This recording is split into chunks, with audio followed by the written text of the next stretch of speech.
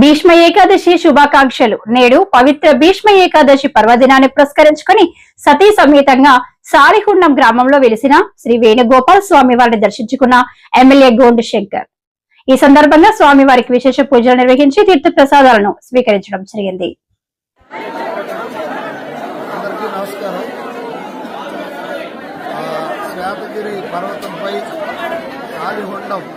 గ్రామంలో వెలసినటువంటి శ్రీ కాళీయ మర్దన వేణుగోపాల స్వామి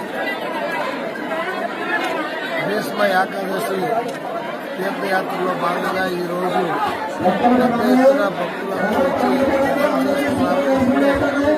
ఇక్కడ అభిషేకం జరిగింది. అలాగే రేపు పొద్దున్న నదిలో స్నానాలకి దేవుడిని తీసుకెళ్ళి అక్కడ స్నానాలు ఆచరిస్తారు. మళ్ళీ కంటిన్యూస్గా మళ్ళీ రేపు రాత్రి వరకు ఇక్కడ భక్తులకి దర్శనార్థం అన్ని ఏర్పాట్లు చేయడం జరిగింది.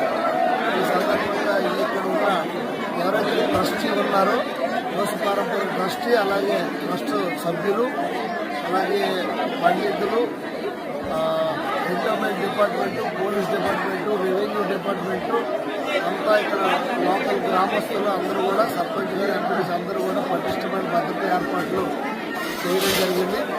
భక్తులందరూ కూడా వచ్చి దర్శనం చేసుకోవాల్సి కోరుకుంటూ స్వామివారి పాత్రలు కావాల్సిందిగా కోరుతూ గతంలో గత 5 సంవత్సరాల్లో జరిగిన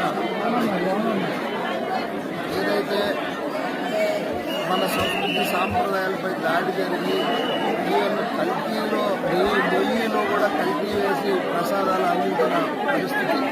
ఈ సందర్భంగా ఇక్కడ కూడా ఆ స్వామివారిని వేడుకుంటూ వారికి మంచి బుద్ధి కలిగించాలని, దానికి ప్రాయశ్చిత్తంగా క్షమాపణ చేయాలని ప్రజలందరిపైన దేవుడిని కోరుకుంటూ ఇక్కడ ఆలయం వచ్చి ఈ కార్యక్రమంలో పాల్గొనడం జరిగిందని సందర్భంగా తెలియజేసుకుంటూ మరొక